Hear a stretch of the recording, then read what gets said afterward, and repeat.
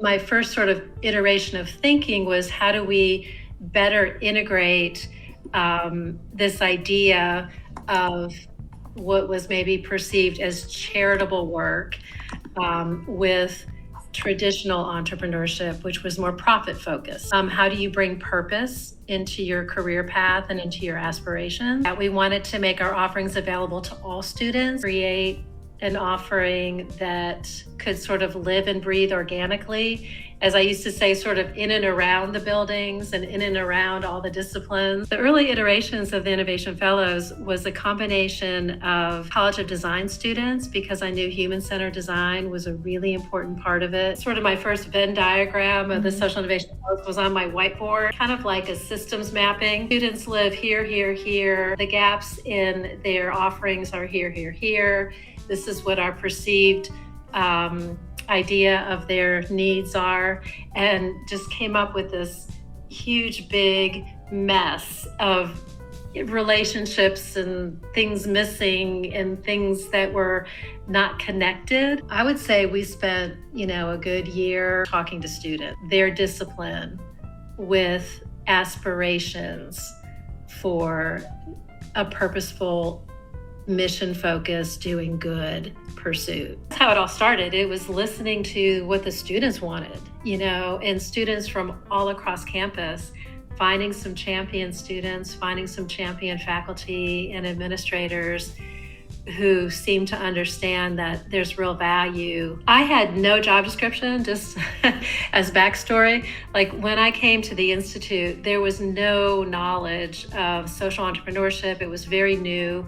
Greg Dees was still alive doing his work at Duke, but there was no, NC State was very traditional in their approach to entrepreneurship, and it mainly lived in engineering. Like, my background is in social work and social justice and nonprofits, but I knew there had to be a way to use these traditional entrepreneurship spaces with social innovation, social impact. I really wanted to forge a stronger relationship with the College of Design, Poole College. It was really difficult to find our way into disciplines because students had such a heavy academic load in many cases that it was very difficult to fit something new into their schedules. Could we and should we develop curriculum, like modules that we can drop into, that we can offer,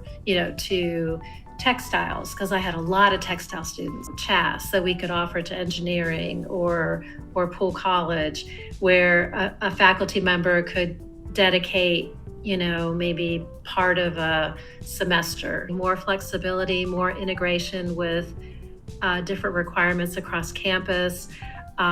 Engaging more faculty, department heads, and deans in understanding the value of the work and that students want it. What I remember, first of all, is the relief that we got so many applications. Oh, thank God.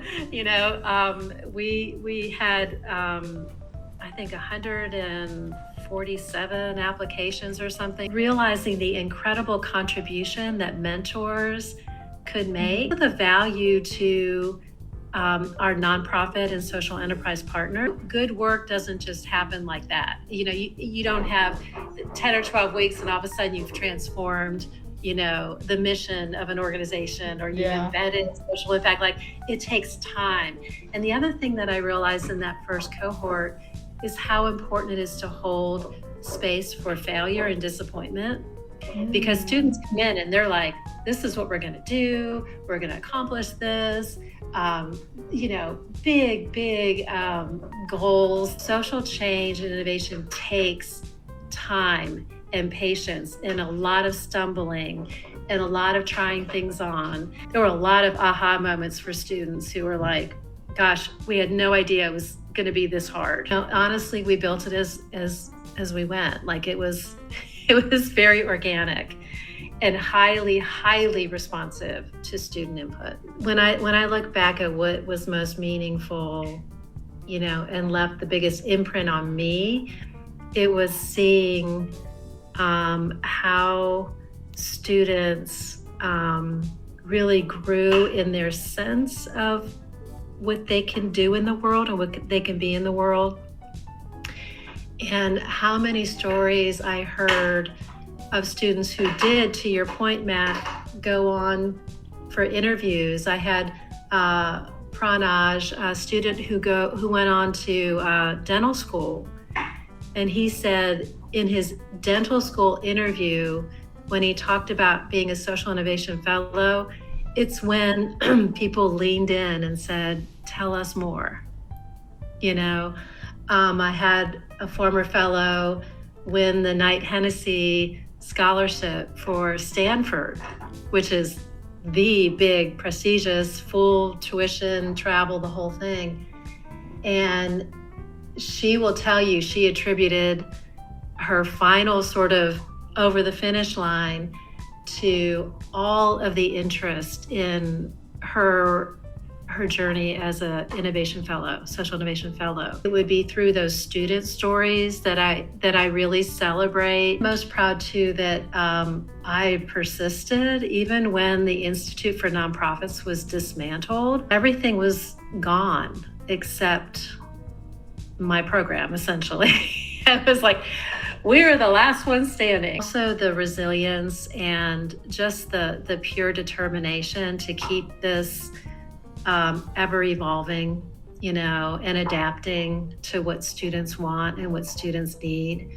It became a point of pride for the university, and we had some very strong champions on campus that helped keep it alive. But I thought NC State with design, with engineering, with textiles, with Poole College, like it has it all. All the ingredients are there for it to be spectacular, to lead the nation in how you do this kind of work. Don't diminish the potential, but keep thinking about how it can expand and evolve, allowing opportunities for as many students to participate can belong to all of us, regardless of your particular career path.